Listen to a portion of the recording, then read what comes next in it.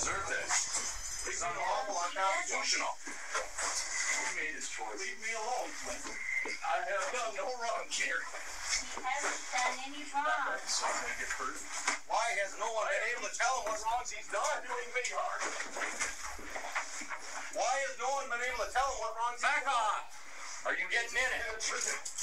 I'm backing off, so he's back me. Nobody's ever answered the jurisdictional issue for anything Clifton. Under arrest. Stop it. You live here.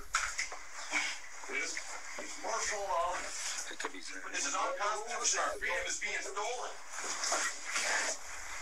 No, this is slavery. We're being pushed off this land. I am going to find you in contempt as well.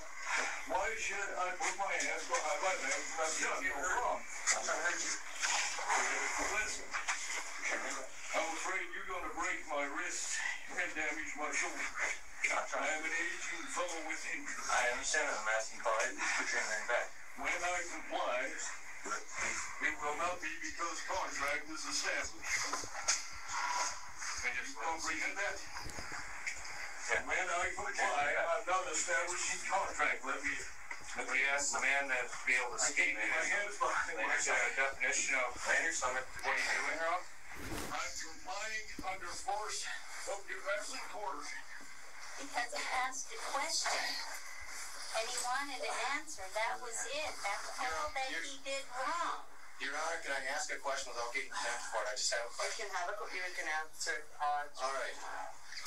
I stand on a solid foundation being my Constitution and my Bible, which I love. I love my country and I love my freedom.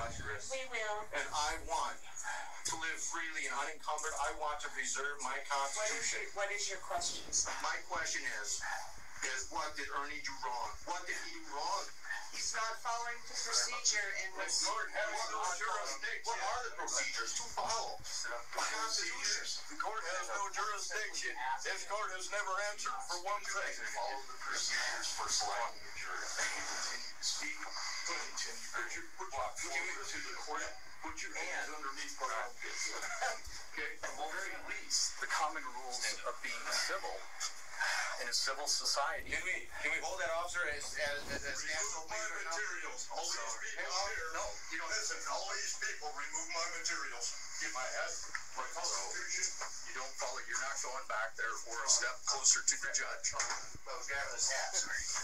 Okay. Isn't jurisdiction a question to be raised in any level of proceeding? No. Jurisdiction in a criminal case has to be raised before. How's it criminal? Any level of proceeding. And once challenged, it has to be proven. What are you wrong? Why are you guys...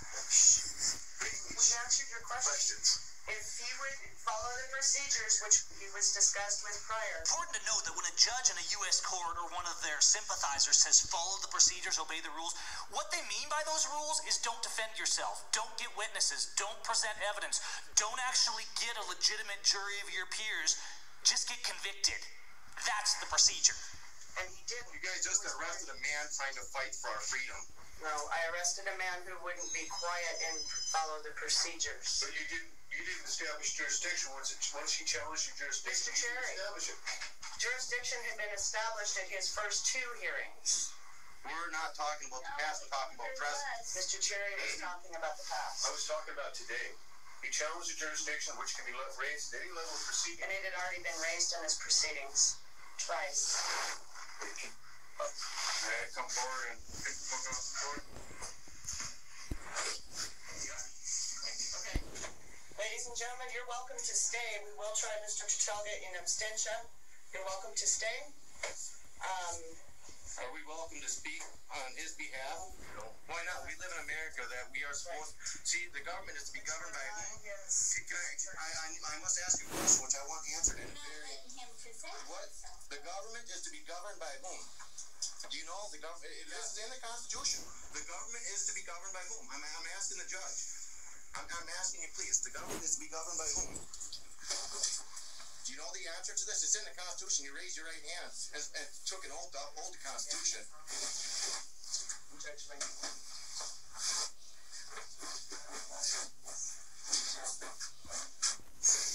In continue today? The trial will continue today, yes. It will, okay. Without him here? Yes. Now, can I ask one thing? Because we raised, when I say we, I mean, I know you're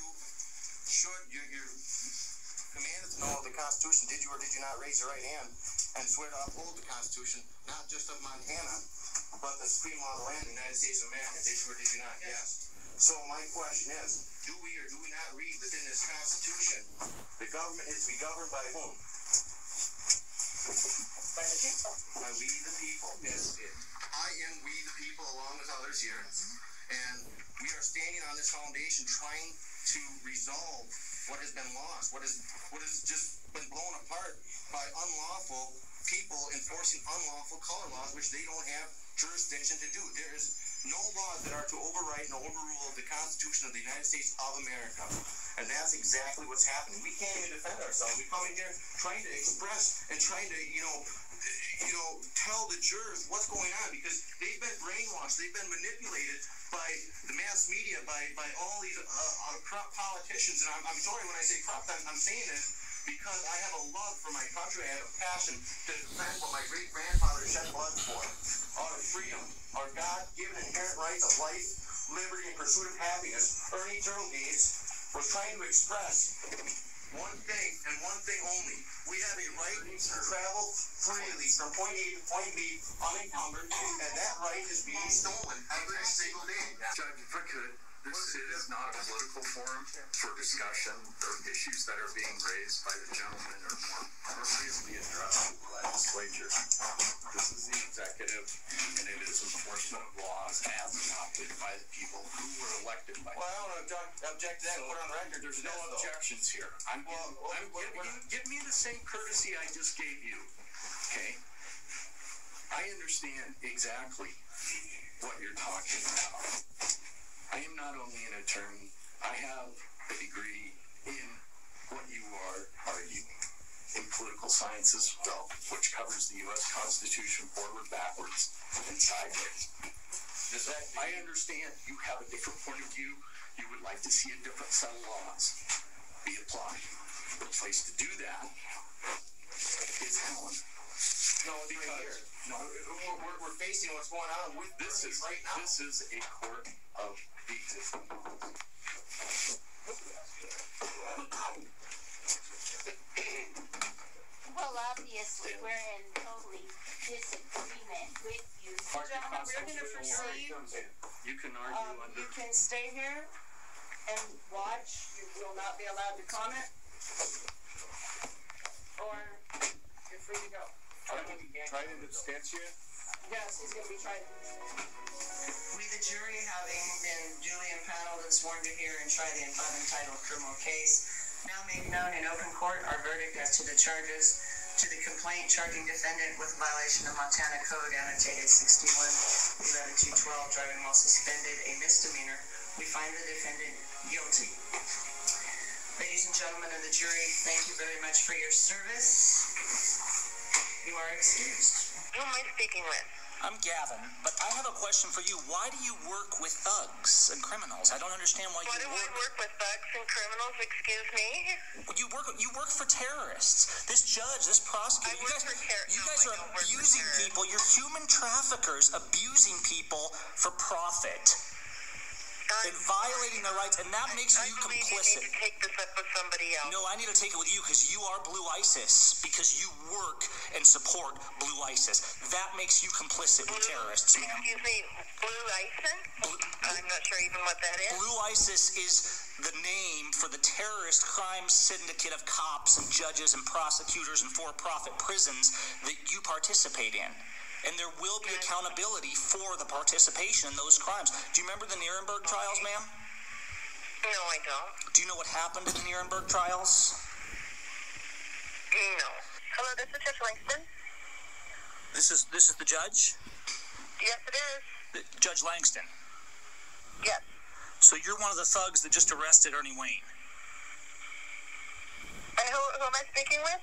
You don't need to know who you're speaking with. I want to know who that brown-shirted Blue ISIS thug is that was in there with his smug look helping abuse that man. And I want to know why you stood by and let it happen and then had a trial in absentia, which is a complete violation of both the laws of the state of Montana and the U.S. Constitution. Sir, if you disagree with the laws, you're more than welcome to take it up. Man, this isn't a matter of disagreeing. This is a matter of the justice and due process that's going to come upon you for your violation of other people's rights. Because we're not a thug like you and your friends. Justice will come, and we don't... People that love liberty don't deny due process. So, thankfully, we won't treat you like you and your Blue ISIS terrorist goons treat other people. But I want some explanation from you. How do you plead, ma'am? Because the charges against you are deprivation of rights under color of law, 18 U.S.C. 241 and 242. The charges against you are violating the codes, laws, and human rights of the state of Montana, as well as the federal statutes of the U.S. Constitution. So how do you plead? Sir, if you're quoting Montana state law, you would know that you can't take a plea over the phone, and I do have the right to face my accusers. So if you would like to come here, that would be fine. People would happily come there if the goons holding the guns to our heads. I'll call back if you want to keep talking about this, or we can finish the conversation, ma'am. Eureka Town Hall, this is Beth. Yes, ma'am. I still didn't get the question answered of who was that man in the brown coat in the courtroom with you?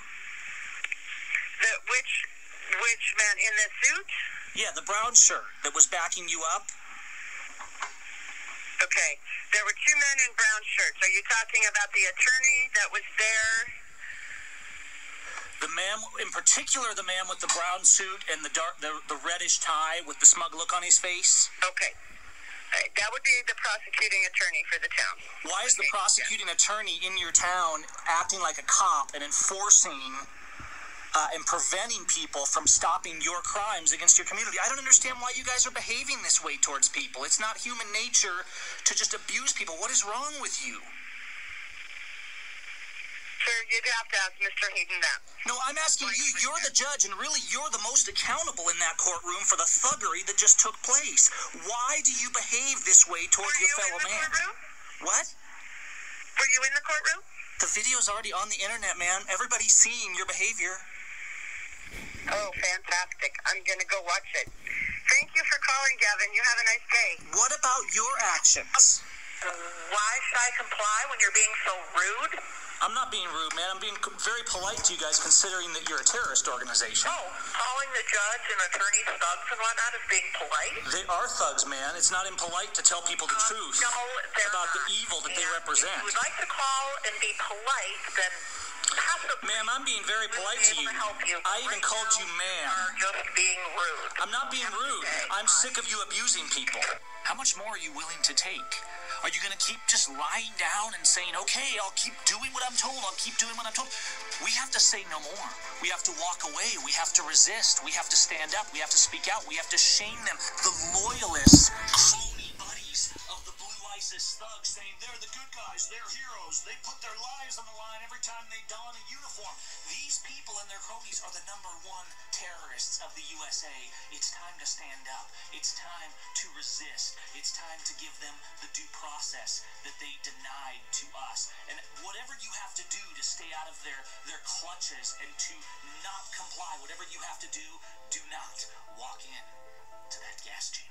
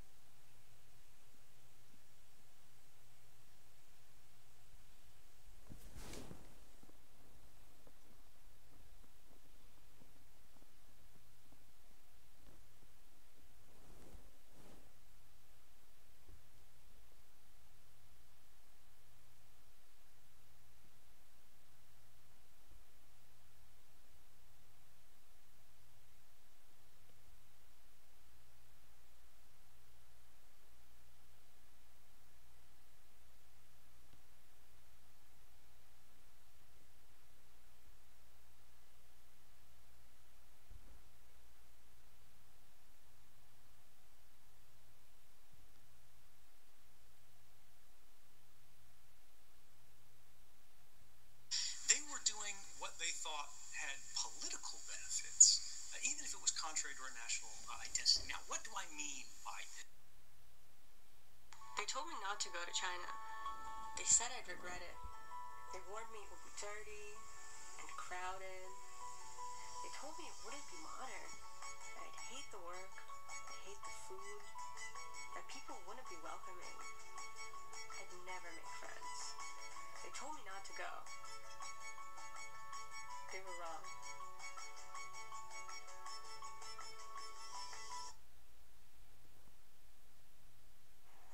My name is Ed Snowden. I'm 29 years old. I work for Booz Allen Hamilton as an infrastructure analyst for NSA in Hawaii. What are some of the positions that you held previously within the intelligence community? I've been a systems engineer, systems administrator, senior advisor for the Central Intelligence Agency, solutions consultant, and a telecommunications information systems officer.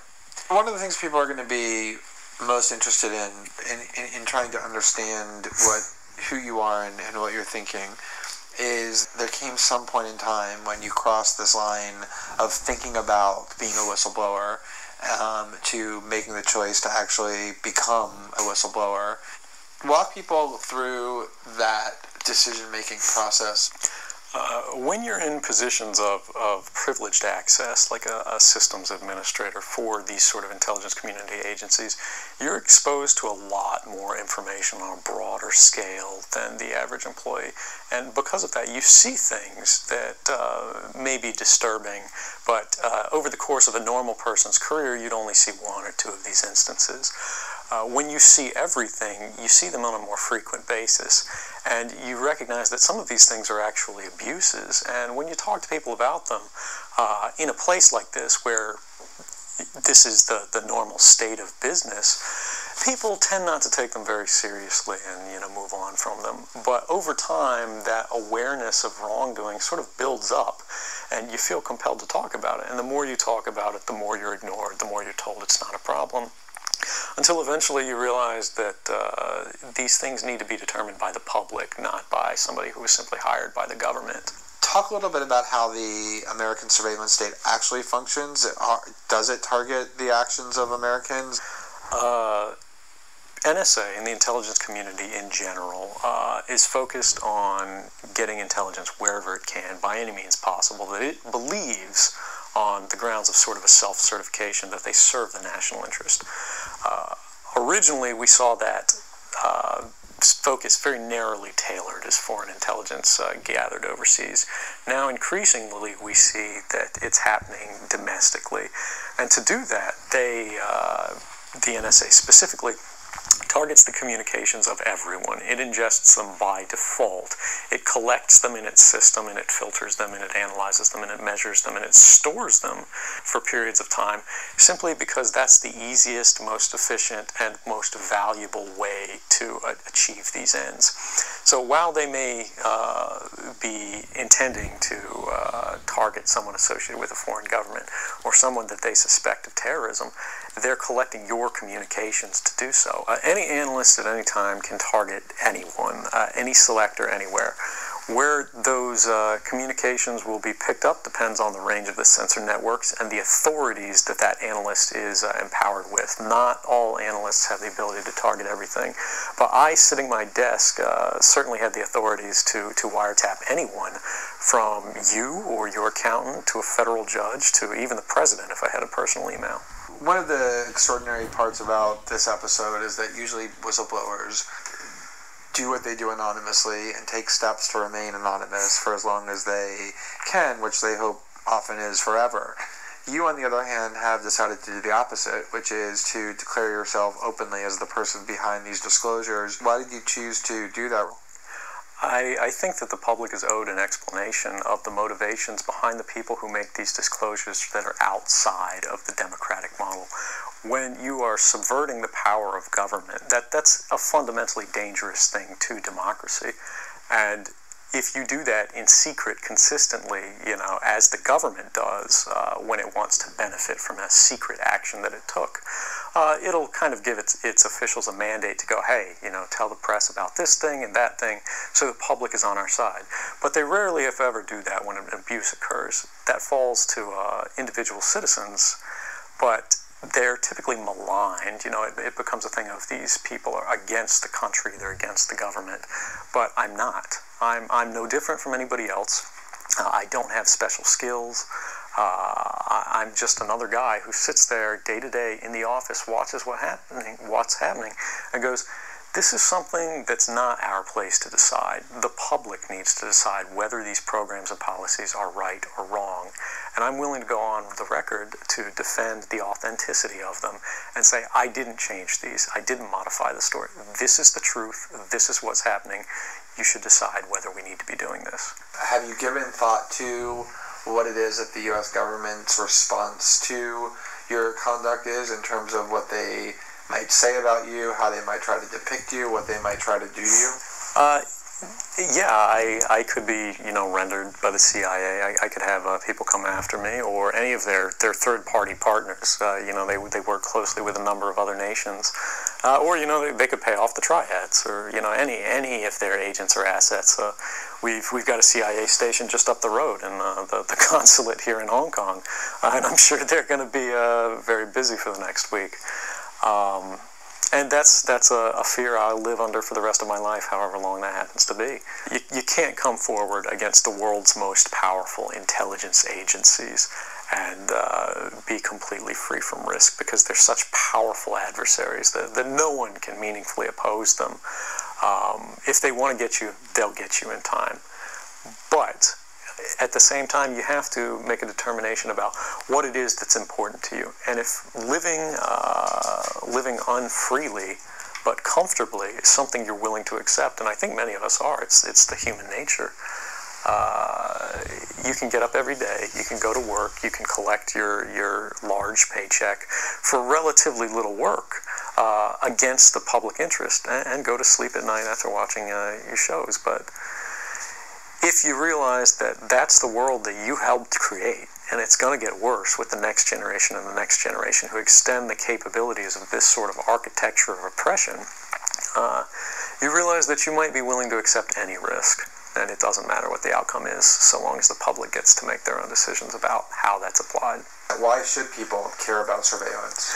Because even if you're not doing anything wrong, you're being watched and recorded, and the storage capability of these systems increases every year consistently by orders of magnitude, to where it's getting to the point you don't have to have done anything wrong. You simply have to eventually fall under suspicion from somebody, even by a wrong call, and then they can use the system to go back in time and scrutinize every decision you've ever made, every friend you've ever discussed something with, and attack you on that basis to sort of derive suspicion from an innocent life and paint anyone in the context of a wrongdoer. We are currently sitting in a room in Hong Kong, which is where we are because you traveled here.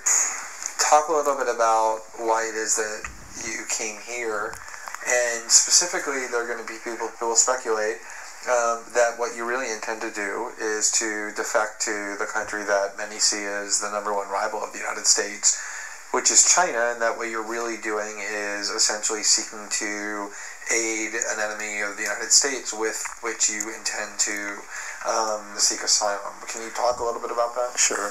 So there's a couple assertions in those arguments that are sort of embedded in the questioning of the choice of Hong Kong. The first is that China is an enemy of the United States. It's not. I mean, there are conflicts between the United States government and the Chinese PRC government, but the peoples inherently, we don't care. We trade with each other freely. We're not at war. We're not in armed conflict, and we're not trying to be. We're the largest trading partners out there for each other. Additionally, Hong Kong has a strong tradition of free speech. People think, oh, China, great firewall. Mainland China does have significant restrictions on free speech, but the people of Hong Kong have a long tradition of protesting in the streets, of making their views known. The internet is not filtered here, no more so than any other Western government. And I believe that the Hong Kong government is actually independent in relation to a lot of other leading Western governments. If your motive had been to harm the United States and help its enemies, or if your motive had been personal material gain, were there things that you could have done with these documents to advance those goals that you didn't end up doing? Oh, absolutely. I mean, anybody in the positions of access with the technical capabilities that I had could, suck out secrets, pass them on the open market to Russia. They always have an open door, as we do. I had access to, the full rosters of everyone working.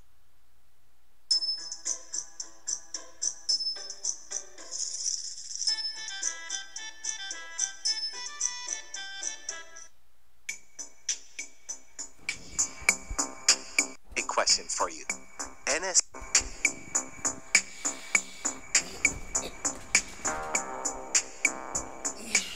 Third Phaseman, Blake Cousins. Welcome back, everybody, from around the world. I have a big question for you. NSA whistleblowers. How deep does the conspiracy go?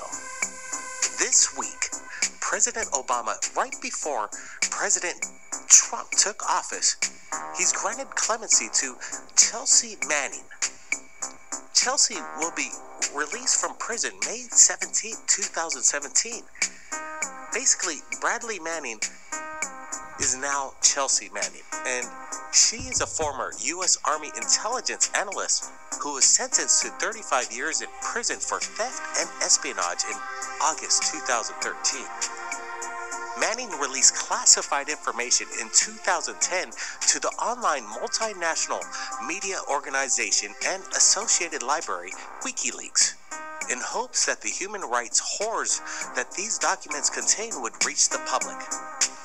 Many have questioned President Obama's decision to release Manning, but in his final White House news conference on Wednesday, January 18th, Obama felt that justice has been served, and also explained that Manning took responsibility for her crime by going to trial, and that her prison sentence has been disproportionate in comparison to other leakers. Now, another infamous whistleblower comes to mind as the topic of Manning's upcoming release is discussed around the web this week.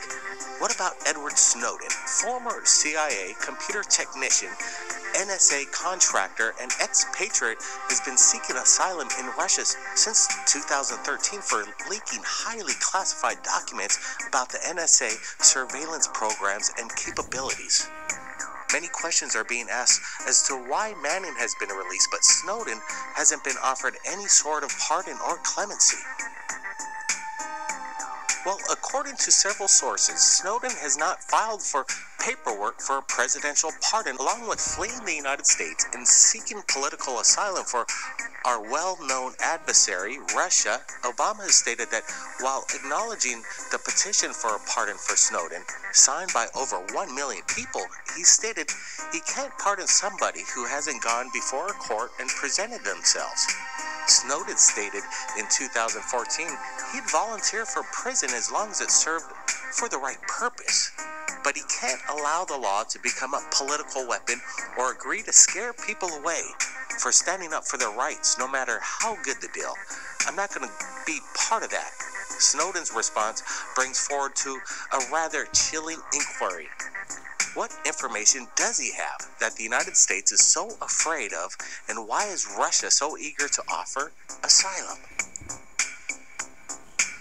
While working at the NSA facility on the island of Oahu in 2013, Snowden downloaded 1.7 million highly classified top-secret documents obtained from the U.S. Department of Defense, run by our national security agency.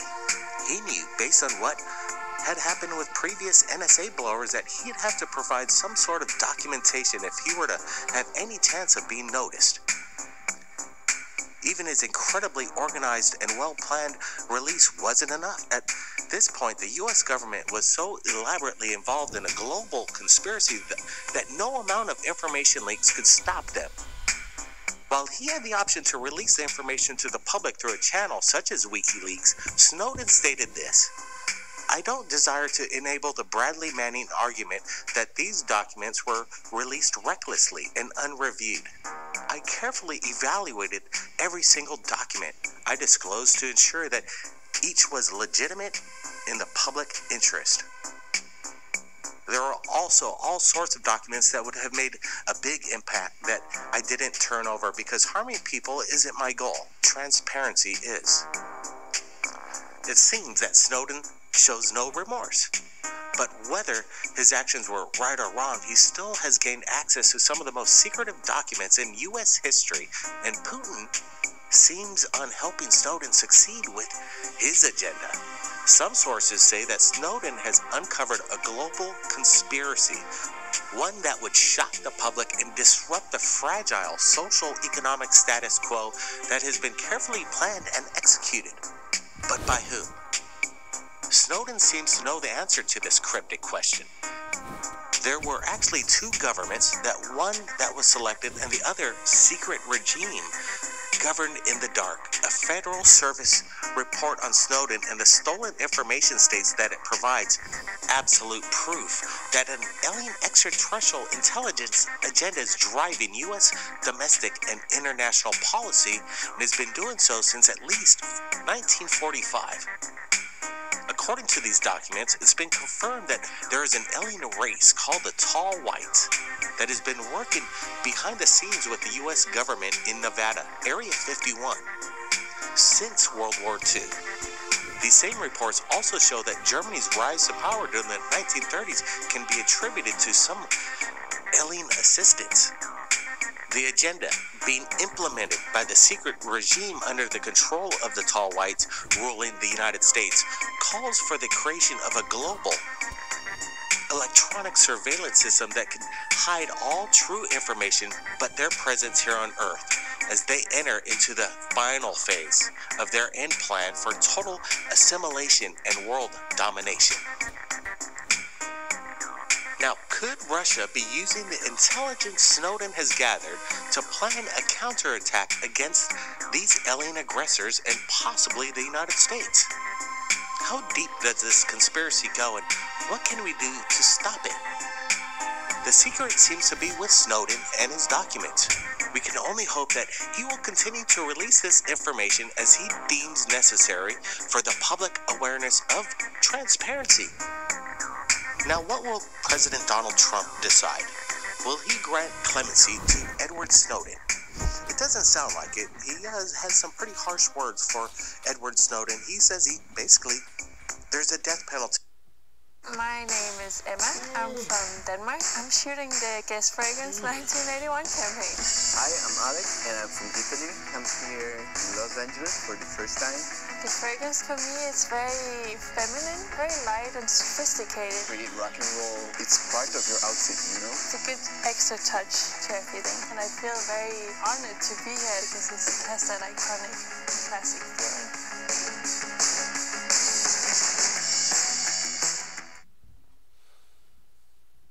Place for him. I don't know about this. I think that Edward Snowden was possibly doing the right thing. We interviewed Senator Gravel. He claims that Edward Snowden is a hero. Edward Snowden making major claims in regards to aliens.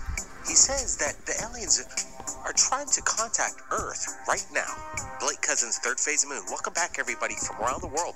The NSA whistleblower was speaking as he continues to live in isolation in Russia, following a major leak of information regarding the way the government agencies monitor and use our personal data.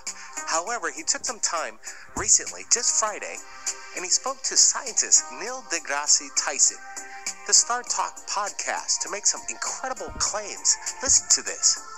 Snowden states, so if you have an alien civilization trying to listen for other civilizations, or our civilization trying to listen for aliens, there's only one small period in the development of a society when all of their communication will be sent via the most primitive and most unprotected means. So when you think about it, everything that we're hearing through our satellites, or everything they're hearing from our civilization, if there are indeed aliens out there, all their communications are encrypted by default. So what we're hearing that's actually an alien TV show or, a phone call is indistinguishable to us from cosmic microwave background radiation. So basically, according to Snowden, in my opinion, he's basically saying that they have leaking complications as well, and they encrypt their messages so people can't read them, even humans or other civilizations out there, unless there are aliens that want to leak information out like Snowden has been doing over the past few years. What do you think, people? Do you think there's an alien encrypted code that the human technology, the scientists right now, would never be able to recognize an alien message trying to be sent to us? Now, speaking of leaks, listen to this. A naval officer tells us exactly what he saw hidden in Antarctica. A naval officer tells us what he remembers, including seeing a huge opening in the ice in a no-fly area that were crossing with medical emergency on board. Then he ferried up a group of scientists who had disappeared for 2 weeks and has specifically been warned not to refer again to this subject. As he put it, they look scared.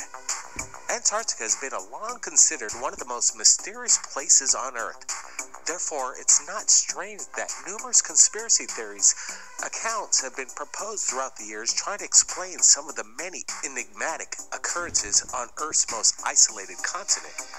For years, people have claimed that Antarctica is one of the most guarded places on Earth for a good reason.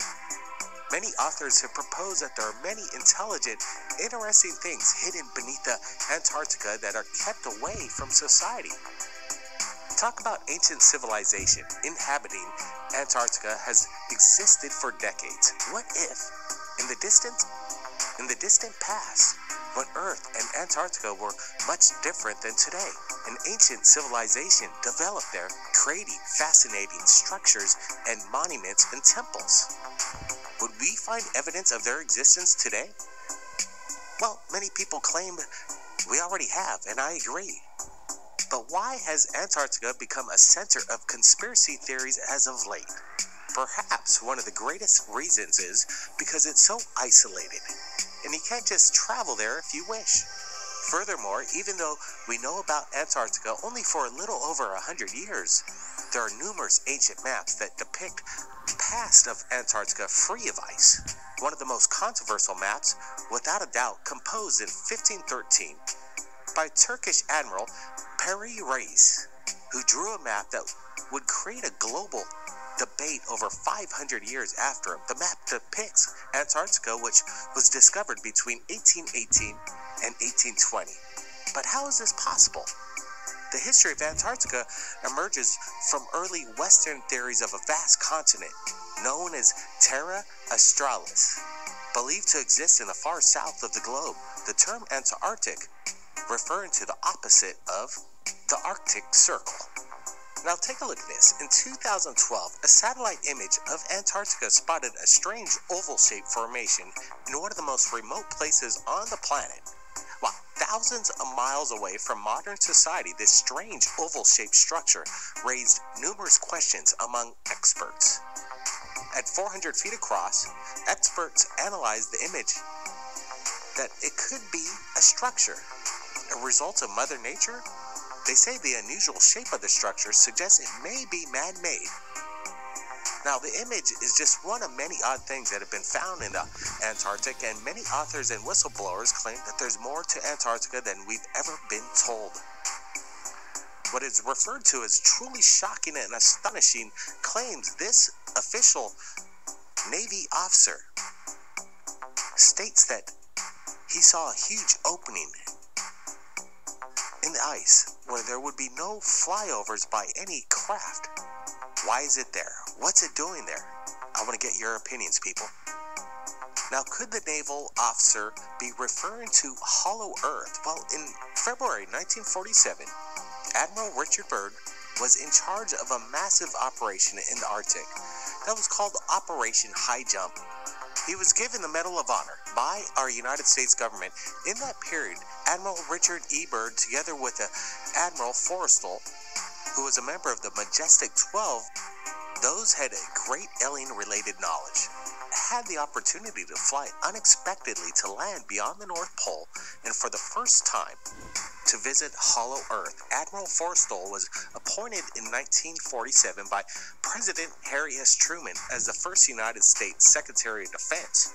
Photos today are showing us through satellite some of the entrances to Hollow Earth in Antarctica, and some unexplained and mysterious hidden locations in the North Pole, probably including among them the entrance that Admiral Byrd had entered the Hollow Earth in 1947 to land beyond the North Pole, where he wrote books. That is Hello, World Surprise. Hello. Our World Surprise is the hottest brand ever, so you have to get them ASAP. Still being kept a secret and away from publication and from the entire world by the USA and other governments. What do they not want Admiral Byrd to share in his publicated books? Get them out there. We want to see it. It sounds like they're covering something up. Something massive. Is there an entrance to Hollow Earth? In Antarctica. What's furthermore disturbing, James Forrestal was thrown out of a 16-story window despite the claims that he had committed suicide. He was going to go public with the information that he knew and the secrets he was going to release. Admiral Byrd wrote an extensive document diary of his journey into the Earth via the North Pole, which he would publish soon after all the books were banned and retrieved, except for the diaries that he and his family had held under lock and key. The government at one time gave Byrd 8 months and unlimited funding to retrieve a couple UFOs embedded somewhere in the North. I want to thank everybody for joining me right here at Third Phase of Moon. And don't forget, our Friday show is coming up. It starts 12 a.m. Eastern Standard Time and 9 p.m. Pacific Standard Time. Call in 347-934-0378. Share your UFO experience to the world. We'll see you very soon. And keep your eyes on the skies. And have a steady hand, because you never know what things.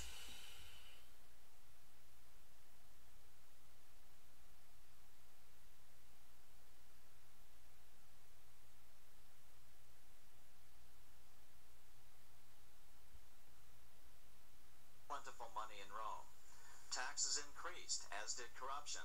Just as in the case of America today, usury and debased coin became the rule. Eventually, the Roman money supply was reduced by 90%. As a result, the common people lost their lands and their homes, just as is about to happen soon in America. With the demise of plentiful money, the masses lost confidence in the Roman government and refused to support it. Rome plunged into the gloom of the Dark Ages.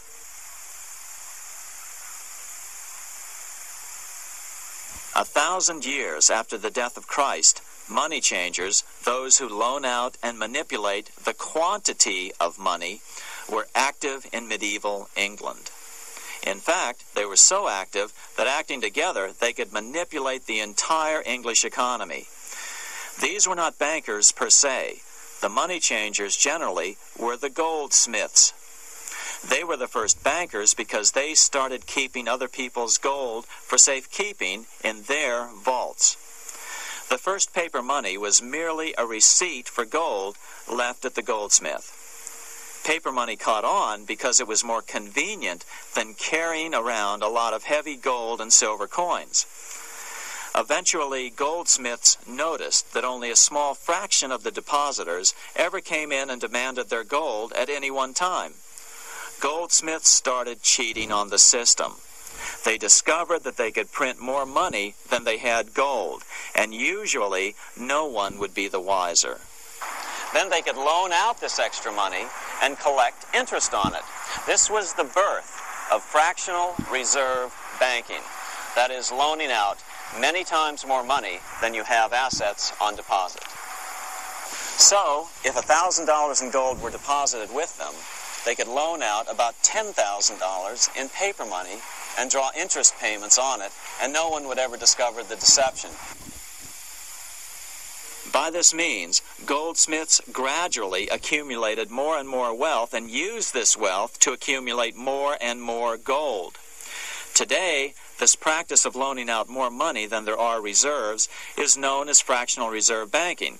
Every bank in the United States is allowed to loan out at least 10 times more money than they actually have. That's why they get rich on charging, let's say, 8% interest. It's not really 8% per year, which is their income. It's 80%. That's why bank buildings are always the largest in town. But does that mean that all interest or all banking should be illegal? Hardly. In the Middle Ages, canon law, the law of the Catholic Church, forbade charging interest on loans. This concept followed the teachings of Aristotle and St. Thomas Aquinas. They taught that the purpose of money was to serve the members of society, to facilitate the exchange of goods needed to lead a virtuous life. Interest, in their belief, hindered this purpose by putting an unnecessary burden on the use of money. In other words, interest was contrary to reason and justice. Reflecting church law in the Middle Ages, Europe forbade charging interest on loans and made it a crime called usury. As commerce grew, and therefore opportunities for investment arose in the late Middle Ages, it came to be recognized that to loan money had a cost for the lender, both in risk and in lost opportunity. So some charges were allowed, but not interest per se. But all moralists, no matter what religion, condemn fraud, oppression of the poor, and injustice as clearly immoral. As we will see, fractional reserve lending is rooted in a fraud, results in widespread poverty, and reduces the value of everyone else's money.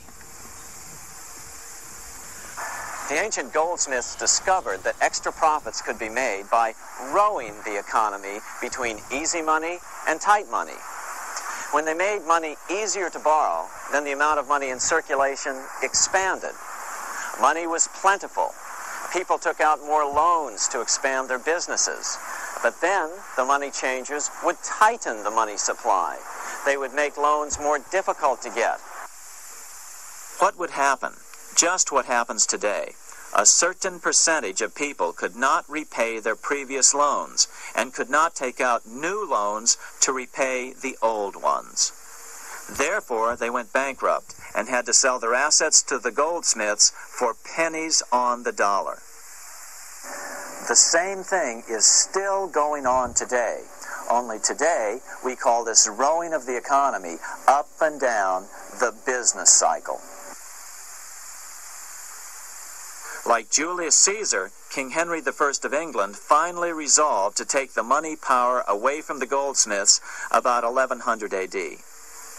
Henry could have used anything as money, seashells, feathers, or even yak dung, as is often done in remote Tibetan provinces. But he invented one of the most unusual money systems in history. It was called the tally stick system. Here I have one of the few surviving examples of this form of British money, which lasted 726 years, until 1826, a tally stick. The tally system was adopted to avoid the monetary manipulation of the goldsmiths. Tally sticks were money fabricated out of sticks of polished wood. Notches were cut along one edge of the stick to indicate the denominations. Then the stick was split lengthwise through the notches so that both pieces still had a record of the notches. The king kept one half to protect against counterfeiting. Then he would spend the other half into the economy and they would circulate as money. This particular tally stick is huge. It represented 25,000 pounds. One of the original stockholders in the Bank of England purchased his original shares with this stick. In other words, he bought shares in the world's richest and most powerful corporation with a stick of wood. It's ironic that after its formation in 1694, the Bank of England attacked the tally stick system because it was money outside the power of the money changers, just as King Henry had wanted it to be. Why do people accept sticks of wood for money? That's a great question. Throughout history, people traded anything they thought had value and used as money. You see, the secret is that money is only what people agree on to use as money. What's our paper money today? It's really just paper. But here's the trick. King Henry ordered that tally sticks had to be used to pay the king's taxes. This built-in demand for tally sticks immediately made them circulate and be accepted as money. And they worked well. In fact, no other form of money has worked so well for so long as tally sticks. Keep in mind, the British Empire was built under the tally stick system. The tally stick system succeeded despite the fact that the money changers constantly attacked it by offering the metal coin system as competition. In other words, metal coins never went completely out of circulation, but tally sticks hung on because they were good for the payment of taxes. Finally, in the 1500s, King Henry VIII relaxed the laws concerning usury, and the money changers wasted no time reasserting themselves. They quickly made their gold and silver money plentiful for a few decades. But when Queen Mary took the throne and tightened the usury laws again, the money changers renewed the hoarding of gold and silver coins, forcing the economy to plummet. When Queen Mary's sister, Queen Elizabeth I, took the throne, she was determined to regain control over English money. Her solution was to issue gold and silver coins from the public treasury and take the control over the money supply away from the money changers. Although control over money was not the only cause of the English Revolution in 1642, religious differences fueled the conflict. Monetary policy played a major role. Financed by the money changers, Oliver Cromwell finally overthrew King Charles, purged the Parliament, and put the king to death. The money changers were immediately allowed to consolidate their financial power. The result was that for the next 50 years, the money changers plunged Great Britain into a series of costly wars. They took over a square mile of property in the center of London, known as the City of London. This area today is still known as one of the 3 predominant financial centers of the world. Conflicts with the Stuart kings led the money changers in England to combine with those in the Netherlands to finance the invasion of William of Orange, who overthrew the Stuarts in 1688 and took the English throne.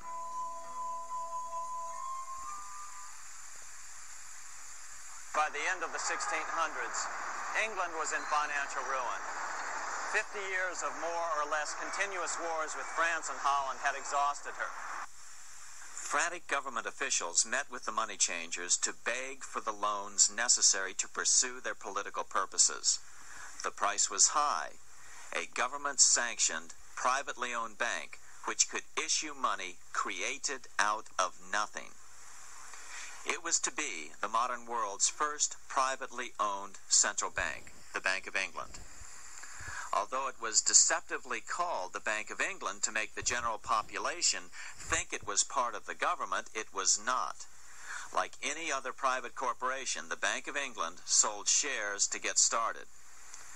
The investors, whose names were never revealed, were supposed to put up £1.25 million British pounds in gold coin to buy their shares in the bank, but only £750,000 was ever received. Despite that, the bank was duly chartered in 1694 and started out in the business of loaning out several times the money it supposedly had in reserves, all at interest. In exchange, the new bank would loan British politicians as much of the new currency as they wanted, as long as they secured the debt by direct taxation of the British people. So, legalization of the Bank of England amounted to nothing less than legal counterfeiting of a national currency for private gain. Unfortunately, nearly every nation now has a privately controlled central bank using the Bank of England as the basic model. Such is the power of these central banks that they soon take total control over a nation's economy. It soon amounts to nothing but a plutocracy, rule by the rich. It would be like putting control of the army in the hands of the mafia. The danger of tyranny would be extreme. Yes, we need central banks. No, we do not need them in private hands. The central bank scam is really a hidden tax. The nation sells bonds to the central bank to pay for things it does not have the political will to raise taxes to pay for. But the bonds are purchased with money the central bank creates out of nothing. More money in circulation makes your money worth less. The government gets as much money as it needs, and the people pay for it in inflation. The beauty of the plan is that not one person in 1,000 can figure it out because it's usually hidden behind complex-sounding economics gibberish. With the formation of the Bank of England, the nation was soon awash in money. Prices throughout the country doubled. Massive loans were granted for just about any wild scheme.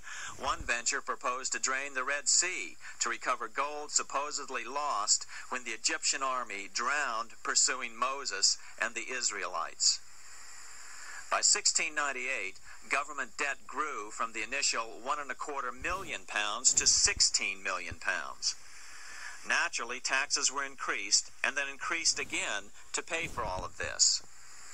With the British money supply firmly in their grip, the British economy began a wild roller coaster series of booms and depressions, exactly the sort of thing a central bank claims it is determined to prevent.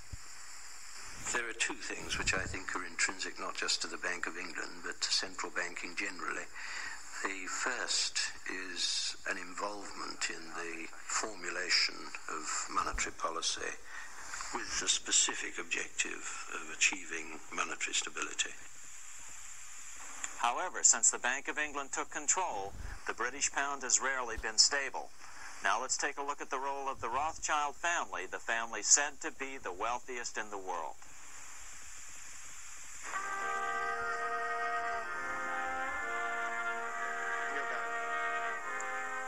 This is Frankfurt, Germany. 50 years after the Bank of England opened its doors, a goldsmith named Amschel Moses Bauer opened a coin shop, a counting house, in 1743. And over the door, he placed a sign depicting a Roman eagle on a red shield. The shop became known as the Red Shield Firm, or in German, Rothschild. When his son, Amschel Meyer Bauer, inherited the business, he decided to change his name.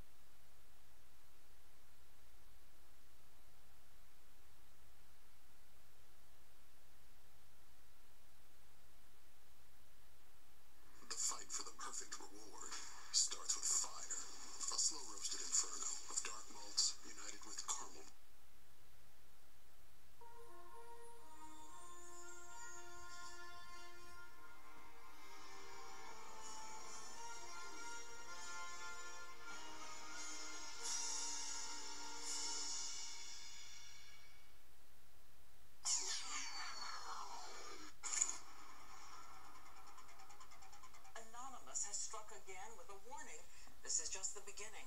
Anonymous is a collective known for recent attacks on government and corporate websites. The internet is a powerful new medium where just a handful of people in small groups, just by shifting data around in the right directions, can make big changes and big damage. The more you said, the more frightening it was. The Pentagon is now singling out Anonymous as an example of the serious new cyber threats facing the country. The fundamental unit here is information warfare. We're gaining back the freedoms that the forefathers assured us through technology, and we can't allow these freedoms to be taken away. I will put my body on the altar of liberty again and again and again.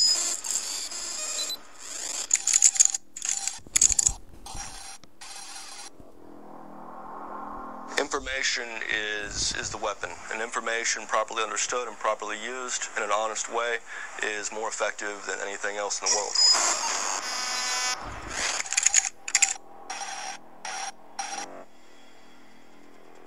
If you've got your eye on Boeing, yeah, please go for it. I'd like to see those fuckers go down. Download the code, modify the code just a bit, bombard the Pentagon. You're either with us or you're against us.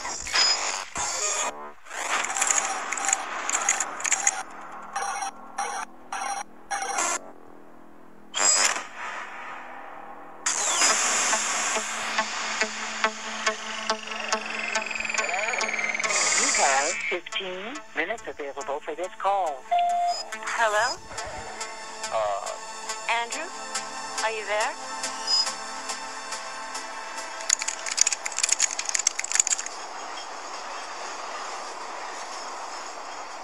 It's not scary to be going to prison?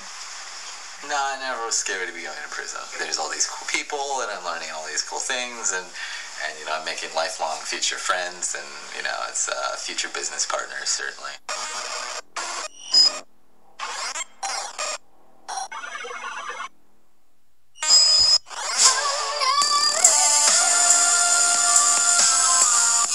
Embarrassing people. I enjoy it. It's viscerally fun. He's an instigator. The most lovable little pest on the internet. His ability to make other people so angry is the talent that he has. Almost 99% of the articles that come out for Weave, they all start with, he's a dick, he's an asshole. Little Weave is going to troll the fuck out of Apple and AT&T.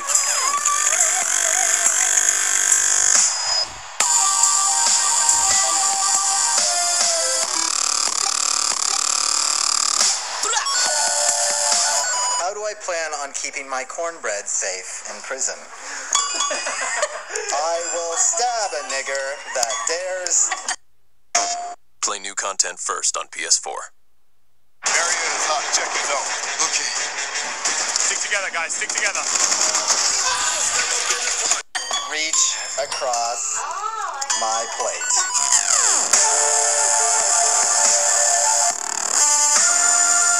I am the Bruce Lee of RegXP. I didn't get caught. I put my name on what I did. I'm not here to play nice with AT&T. I'm here to comment and criticize.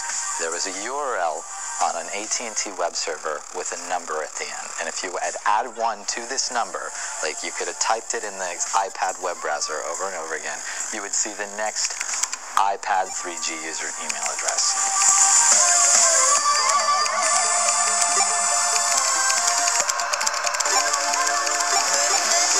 Here's AT&T handing out a complete target list of their customers. It was morally required to come forward and sort of put them over the coals for this. It was like 114,000 email addresses. And it's quite a list. New York Times CEO Janet Robinson. White House Chief of Staff Rahm Emanuel. Diane Sawyer. Not to mention the U.S. Army and Congress. It doesn't get much more high profile than Mayor Michael Bloomberg of New York City. Mayor Bloomberg was like, this isn't a big deal. It's not like people can't find my email address.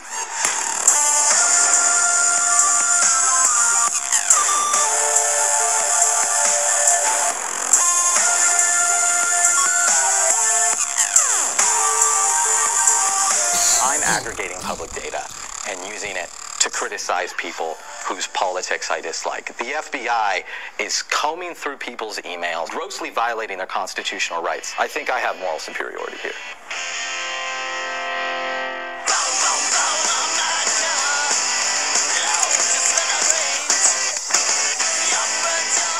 NSA and FBI are like both walking here, and they're looking at the computers, and they're like, my God, These red dots, they're converging. They hit a button. No black SUV. There's been black SUVs outside like the past couple days, so. All the red dots are in the same room right now. There's gonna be even more later. Magic fucking genie. You're actually in power. You're in charge. The most drastic improvements that need to be made are in the education system. We need to give people the kind of classical Western education that they used to have. We need a curriculum that embraces, you know, like Keats and Byron. It doesn't sound revolutionary. It's absolutely revolutionary. We have people in power that have explicitly engineered our education system to make people dumb, obedient, and uncreative. Getting them out of fucking power and remaking it so people can be free-thinking, well-educated, sensible, non-reactionary people. This is a revolutionary thing, and it's probably going to require a whole lot of bloodshed. Why has the FBI targeted you? They have, by their own admission, been surveilling me since I was 15 years old. That was in the search warrant they used to kick in my door in 2010. And why? They wanted me to inform on hackers on the internet. You know, like they've tried to get me to do that many times. There is a congruence between whistleblowing and hacktivism and hacktivists. The similarity is speaking truth to and of power, revealing the power structure, whether it's corporate, whether it's government, or both. I was a senior executive at the National Security Agency, and I served there for about 6.5 years. Fact. Some of your favorite foods, including wine, can deeply stain teeth. Unfortunately, ordinary whitening toothpaste can only whiten the tooth's surface. I blew the whistle on the secret surveillance program called Stellar Wind, which were the foundational surveillance programs that ultimately Edward Snowden, 12 years later, is now disclosing through reporters and journalists. The government went ahead and prosecuted me under the Espionage Act. And I faced, it was a 10 felony count indictment. I faced 35 years in prison.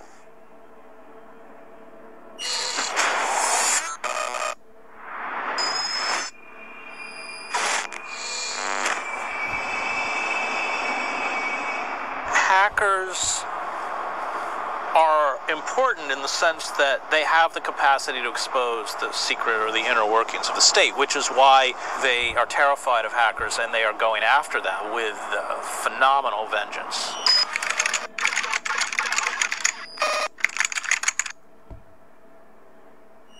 We are looking at increased transparency. Unprecedented transparency.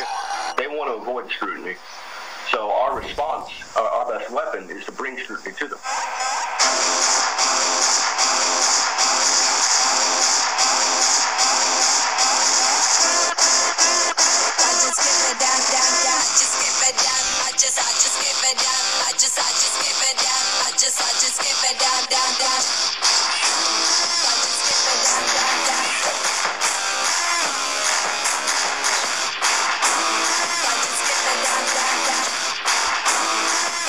CNN and all these other things, they're not going to spend a single hour doing actual investigation. He called the former head of the NSA at home, like, on a weekly basis for a couple months, trying to get him to talk to him. Barrett was speaking in that language of real adversarial journalism, that the purpose of journalism is not to please those in power, but to report the truth, even when it makes those in power uncomfortable or reflects poorly on them.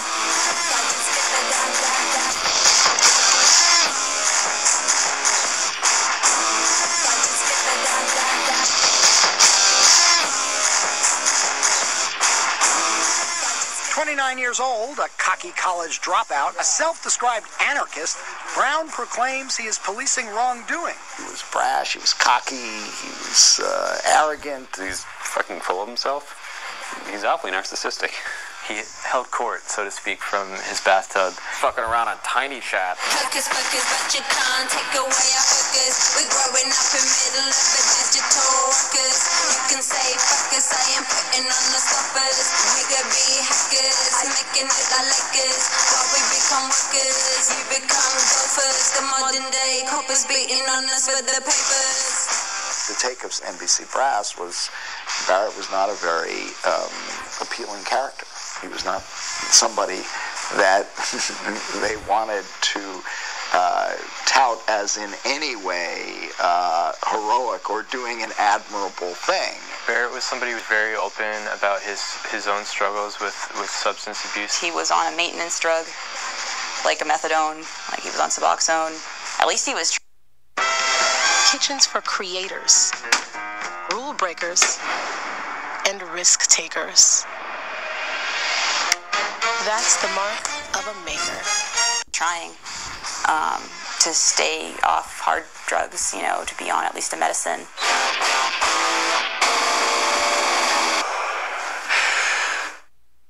Who are the members of Anonymous? Who are they? They're everyone. I mean, you'd be amazed. There's obviously a lot of people who are hackers or just work in IT. They work for major corporations in some cases. There's journalists, writers of all kinds, people who work at gas stations. What is Anonymous? It's basically the power of an absolutely massive group of people coming together. Anonymous are your brothers and sisters, your sons and daughters, your parents and your friends. Anonymous is you. Somos anónimos. Somos legión. ونحن نتسامح مع جرائمكم. We were involved in Operation Tunisia, Operation Libya, Operation Algeria, and Operation Egypt. Anonymous cannot and will not stand idly while people are being denied their basic rights and human liberties. Understand that something is horribly wrong with this world.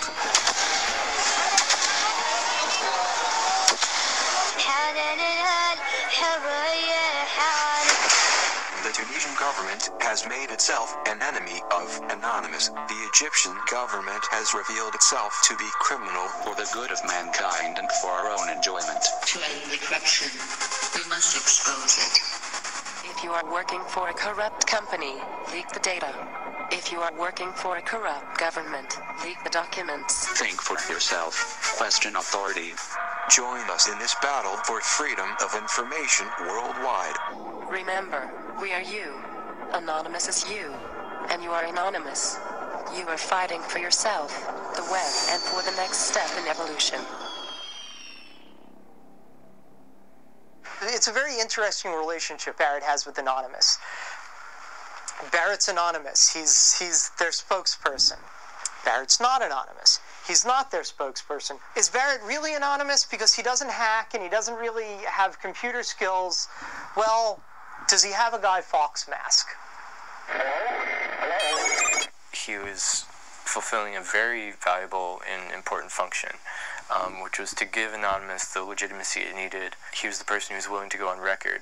It's an open brand. Like, anyone can sort of label what they're doing anonymous. If you're doing something that people don't approve of, then Anonymous will turn in on itself and sort of like eliminate that, you know, like whatever it is that doesn't kind of fit in with the truth-seeking, justice-seeking ideology.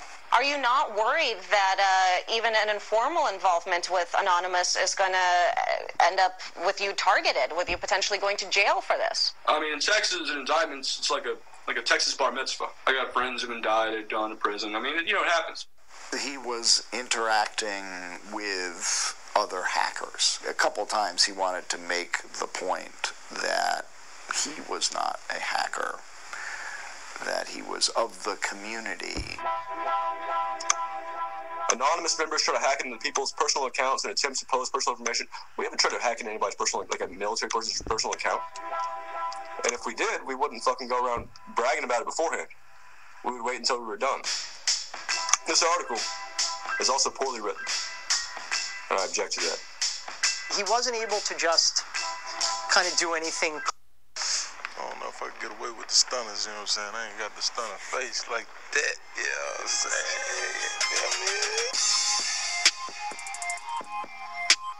Appreciate you, brother. My style is very simple, clean, straight to the point, low-key. This is exclusive gear from Champs that I put together for you. Nice. Can't wait for you to see everything. This color looks good on you, though. Thank you. I like red. It's huge, especially partnering with Nike and Champs. Being that they gave this opportunity, I couldn't help but bite at the bit. Cleanly without people giving him a hard time about it. My actual title is Cobra Commander. So that's something that needs to be acknowledged, I think, further. I also go by faggot now. They use that non-pejorative fag.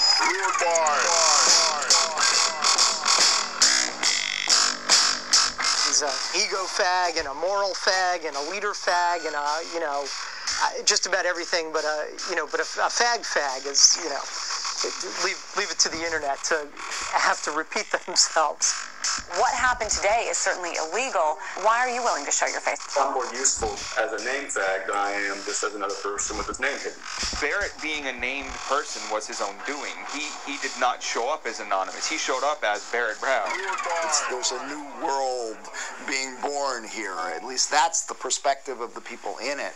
And I think Barrett really reflected that and gave voice to this emerging worldview. Whether it's valid or not is another question. We are anonymous. We do not forgive. And we do not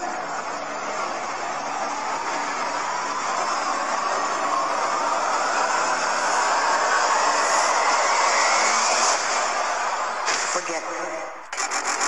I'm the de facto leader of a movement, screaming hack the planet back in 99. Activism in its crime. Sabu spoke about things in terms of this being a movement for revolution, and everybody was his comrade or his brother. He had kind of built himself up within Anonymous and had this reputation of, like, doesn't give a fuck freedom fighter. There's de facto leadership, de facto organizer. Someone had to have the idea and start bringing people in. So for a little while, they're going to listen to this guy. They're going to say, what are we doing here? Why are we doing it? There are two types of hackers. There's a ghost hacker who constantly changes his identity so nobody knows who he is or even how to really get a hold of him.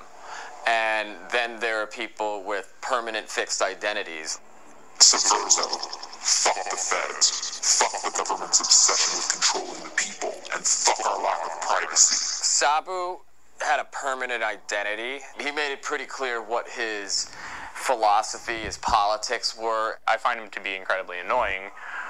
He uses words like, what's up, niggy? And he's a very, to me, I'm annoyed by everything that he says. I don't like his terms and the way he talks. He was the king of the hacking world, doing it like a sir, in fact.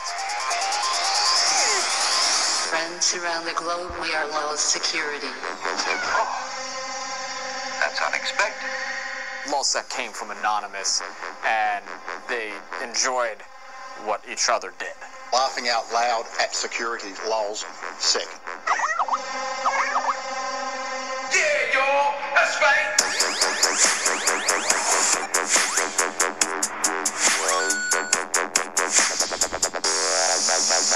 Greetings from Anonymous. For the past decade, the government has tried to take control of our internet ocean. The Lulz boat was just sailing the infinite seas of hacking excellence, hacking the shit out of everybody. Yeah, y'all, that's right. Fox, X Factor, Sony Pictures, FBI affiliate, CIA, PBS, Senate, Bethesda, Sun, News of the World, Arizona Police Department, AOL, AT&T, NATO, US Navy, your mother. Who's next?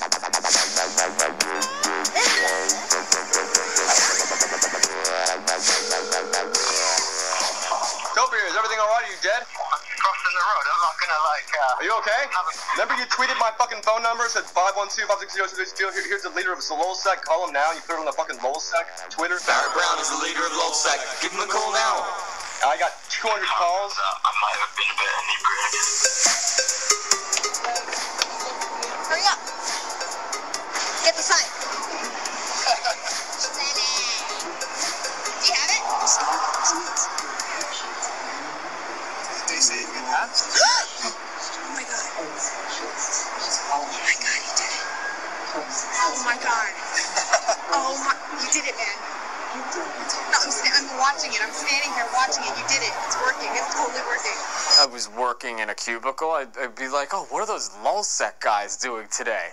You know those God hates fags, morons that protest soldiers' funerals and stomp on American flags because they got a problem with gay people? God hates fags. What part of that don't you understand, girl? I don't fucking understand why God hates fags. Because he can. You can sometimes take over the websites themselves, put messages up as we did today with Westboro. That's unexpected. You check downloads.westboro Baptist Church right now, you'll see a nice message from Anonymous. The hacks got bigger and bigger and bigger. Pull up the screen, and they're like, Tango down, CIA.gov for the lulz. Very well, sir. I'm like, oh shit. What a hacktivist can do and does do all the time is embarrass the power elite in a way that, boots on the ground can't. So you can go and sit in front of a building, you can circle the Pentagon. That doesn't really embarrass anyone. If you hack the website of the CIA, you've embarrassed the power structure of the nation state. You've embarrassed the Pentagon. You've embarrassed the United States of America. You've embarrassed it by puncturing the illusion of their power. You made us look bad. You taunted us. We don't take too kindly to that. You embarrassed me. So when someone comes along, like a hacker, and exposes the dark underbelly of this beast, that beast, it's not just tickling the beast, they're going to take some swipes at you. One of the most notorious hacking groups of all time has had its head chopped off. We turn to the government crackdown on a loose, large network of politically inspired hacktivists. A 19-year-old who goes by the nickname Topiary was arrested in Scotland's Shetland Island. The fight for the perfect reward starts with fire. A slow-roasted inferno of dark malts united with caramel malts, forging a smooth lager that's surprisingly balanced. Modelo Negra, brewed with a fighting spirit.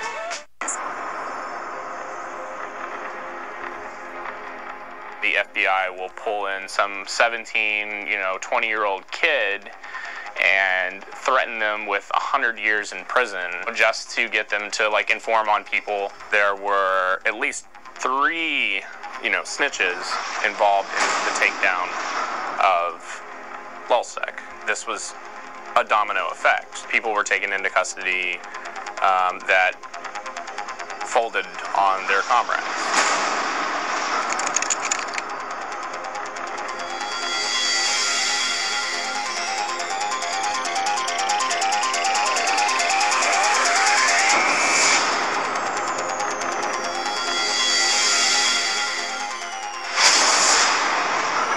Want to speak to me?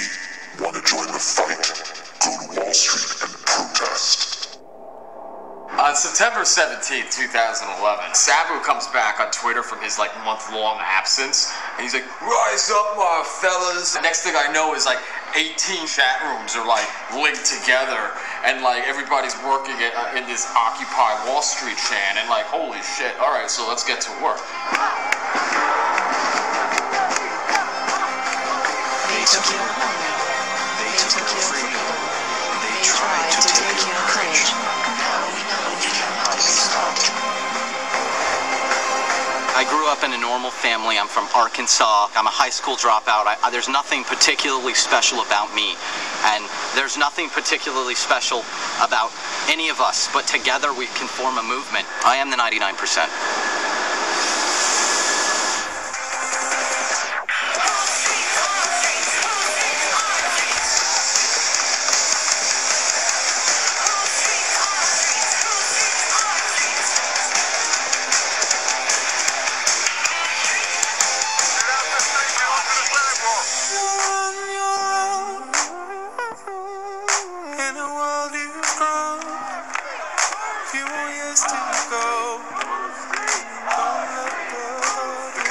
Tricked us into going down a one-way street, and then they cuddled us because we were on a one-way street. They were really mean and kind of violent. Were you wearing your anonymous mask when you got arrested? I was too. I don't want to hide my face, but sometimes I feel like I have to. People are dismissing you guys as anarchists. Well, I'm an anarchist, and many Anons are anarchists as well, and so are many of the people who support us and work with us. Anarchy. Thousands of Occupy protesters flooded the streets. The sinister mask fashioned on Guy Fawkes, the revolutionary who attempted to blow up the British Parliament buildings more than 400 years ago, has become a worldwide symbol of anarchy and revolution. They are terrorists. The other side, the rich motherfuckers, portraying us all as destructive, mindless anarchists and so forth, are really exposed how reactionary and how inherently violent the police state really is.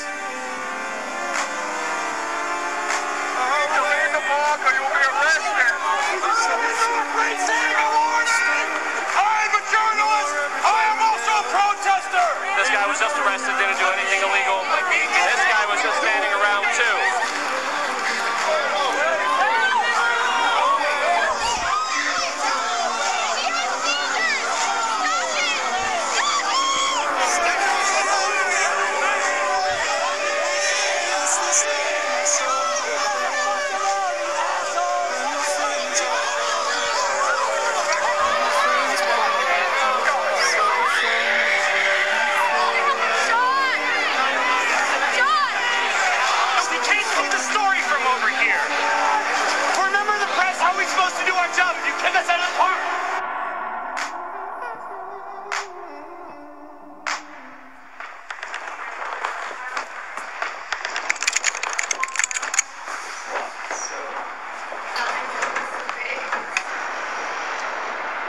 The Jews fooled the Germans because they got to Germany and they're very like serious, rigid people, and the Germans were like, oh, they're just like us, and so they got this great success in Germany, and then the Germans figured out, oh, they took over our banks and it's hyperinflated our currency.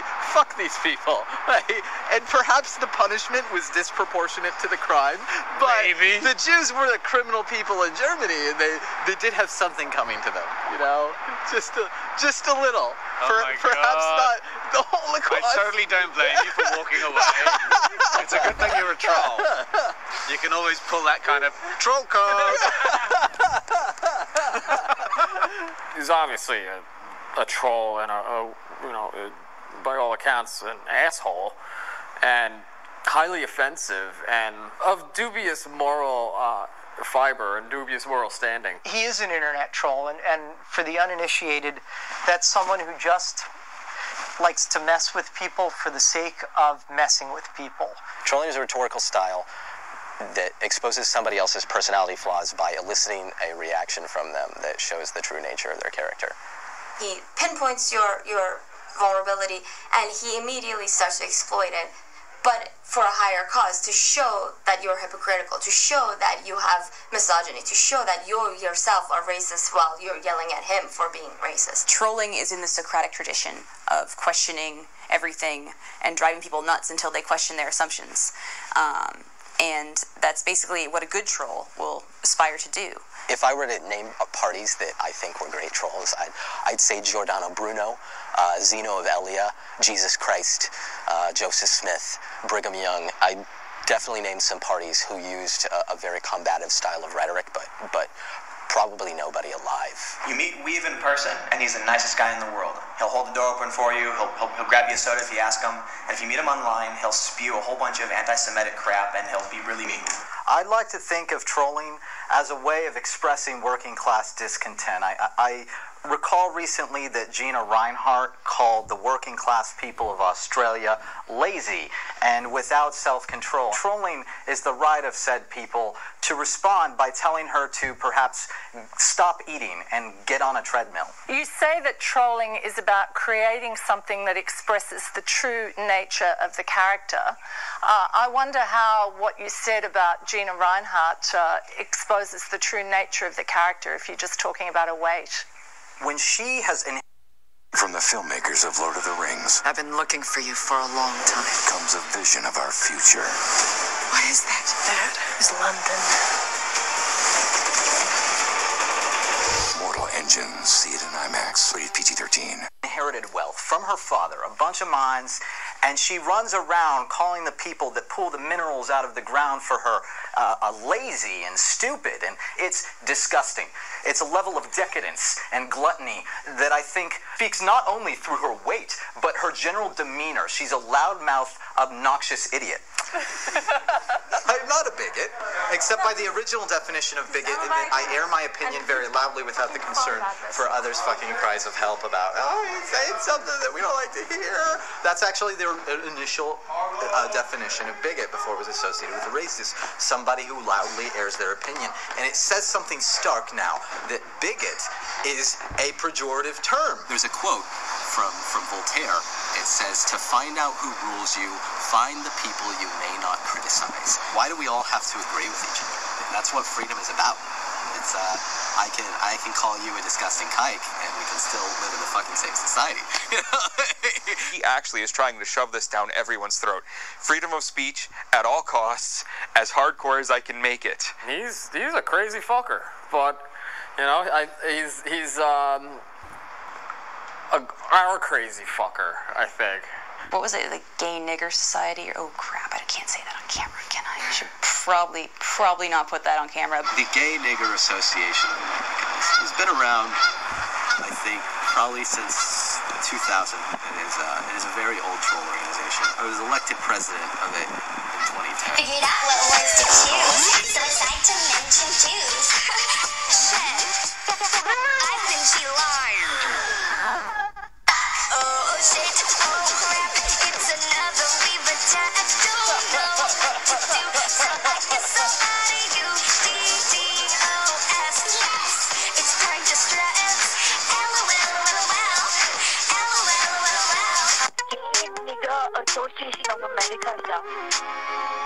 The name is based on a Danish short film called Gay Niggers from Outer Space.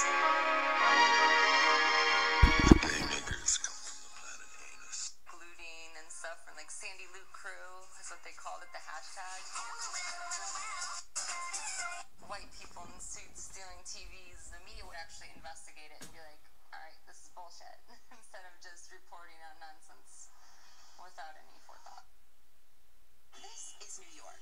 This is Zoe. Zoe lives in New York. New York is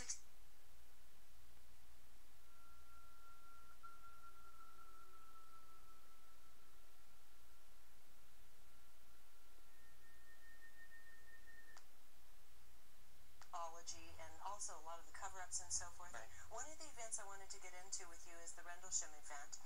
Prior to the juicy... Your message about something that is happening right now while you're sitting in this auditorium. It's in CERN, Switzerland. Now, you may not be aware of what's going on over there, but there's a thing over there that's called a Large Hadron Collider, and it is an accelerator. It accelerates particles and then brings them to the point of collision. So this Large Hadron Collider was started up just a few days ago and is still in the initial process of being brought online completely.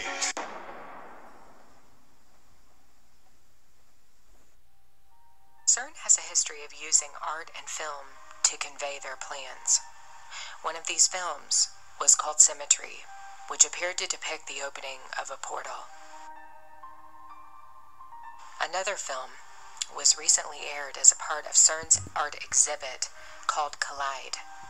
This is an annual exhibition of artists who bring together art and science. One such piece that aired was a short video called Black Rain. Black Rain is an extremely unusual piece, and I will play a clip for you. Based on the author's notes, it's supposed to be a compilation showing the stars on the horizon, the orbit of the planets, and celestial events like CMEs. As we have been told, CERN is attempting to recreate the Big Bang, the first moments of the creation, to mimic what the universe might have looked like seconds after the event happened. Viewers of Black Rain are made to feel as though they're falling through darkness, and the light is above them, but they can't quite get to it. In one scene, this light seems to descend through an eye-shaped portal, and this is followed by a huge coronal mass ejection, one that would inevitably devastate the Earth with radiation. So what is Black Rain, and what is the agenda behind it? Why is CERN showing this video at their main campus? Black rain is a substance found in the abyss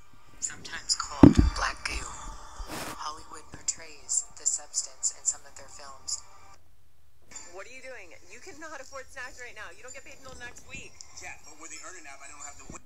For example, the movie Snow White and the Seven Dwarfs and Lady Gaga's commercial for her perfume illustrate what black rain is, where it comes from, and what purpose it serves. It's an agent of infection. A novel called Black Rain portrays the damaging effects this substance has on the human body. The novel tells the story of a girl who cannot find a suitor because she's been exposed to the black rain, following World War II bombings of Hiroshima and Nagasaki. She is sick from the exposure. She will never recover from it. She finds her one objective, to find a husband, impossible to accomplish. Nobody wants her because she's been contaminated. The term black rain appears to have been coined during World War II to describe people in Japan who were exposed to radiation. When a nuclear crisis happens, the rain becomes contaminated with radioactive particulate that gets into the air. This is known as black rain. It can be even more lethal because it spreads, transported to other locations that were previously unaffected by any type of radioactive isotopes. These isotopes cause mutations in the human body on a physical level and can manipulate the genome. Radioactive damage can be swift and extraordinarily lethal. It can also cause unusual changes in species at a cellular level over time, and these mutations can then be passed to offspring. As you can see, the effects of radiation damage can contaminate every generation of the human race that follows a nuclear event. Long before the invention of these weapons, there was a nuclear detonation that happened in the Garden of Eden. The DNA of humans was first damaged by a fruit that was laced with something. The serpent suggested that Eve should eat the fruit of the tree, and she did. The fruit acted like a radioactive isotope to her body, having ravaging effects on her and her husband. Just one taste of the apple, and Eve's DNA would begin to pollute, to suffer, to degrade. What was in this apple that was so tantalizing, too good to resist? It contained knowledge and secrets of a world that Adam and Eve were not supposed to know about. They ingested a slice of the abyss. The apple was a stunningly advanced apparatus that the serpent used to bring about the downfall of humanity, to create an abyss inside of people's bodies. It looked innocent to Eve, but it was not. In Disney's Snow White, we see an apple dipped into a substance, black rain or black goo, and it turns the flesh of the apple black. Snow White, whose name indicates that she was blemish-free, received the black goo and ate from it. It contaminated her like it did Eve in the garden. What both of these characters ate was something that would eventually kill them. Interestingly, Lady Gaga also portrayed black rain in a commercial for her perfume called Fame. You'll notice her perfume is black, but she boasts that it goes on clear and doesn't have any residue. However, in her promotion, we see a very different story. Lady Gaga enters into the abyss through a portal. There is black rain all over the place, and she begins to bathe in it, and becomes completely covered in it by the end of the commercial. It doesn't dry clear. It contaminates her entire flesh. She emerges from the pit of black rain with a crown on her head. Interestingly enough, women are often portrayed in film as the recipients of the black rain or goo. Could this be because Eve was the first person in history to be contaminated, and she led her husband to receiving this contamination as well? Black rain is the substance of the abyss. CERN celebrated this in their art exhibit called Collide. So is a collision coming? A collision of two worlds. We are told in scripture and the apocryphal literature that something will come out from inside the earth during the end times. The abyss will be opened. This is confirmed in Revelation and reinforced in the book of Enoch. Something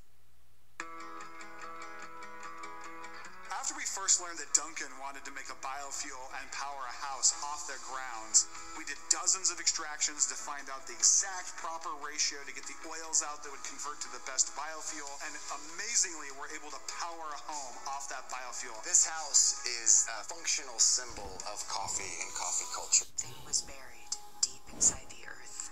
Revelation 9 tells us that locusts with human faces will be released upon the earth, and they will torment those who do not have the seal of God upon their foreheads. The king of the bottomless pit will come out as well, and his name will be Abaddon. Enoch reinforces the idea of a pit, or an abyss, a place where a group of Nephilim were imprisoned until they will be let go for the purpose of their own judgment. Their release will happen in the end times. Their penalty will be brought by the Elohim because they tried to infect humanity by having sexual relations with women. DNA infection, manipulation of the human genome, has truly been one of the chief ambitions of this other realm since the birth of the human one. These creatures will use any means necessary to contaminate the human flesh and the offspring of humanity. They want to disrupt human life at its most fundamental level. Why? Because humanity was created in the image of the Elohim. No animal or creature, including the Benai Elohim or the sons of God, can claim that they were created in his image. Only humanity is able to claim this.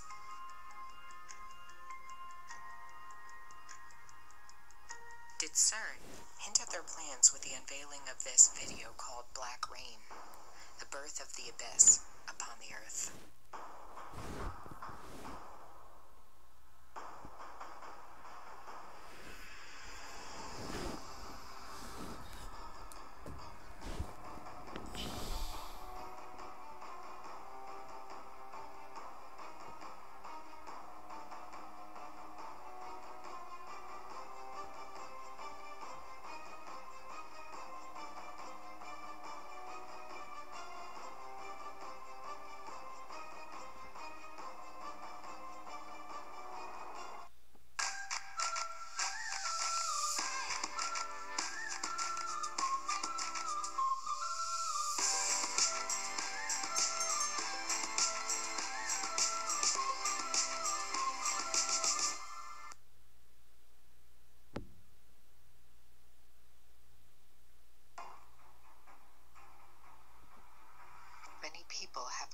Various aspects about CERN.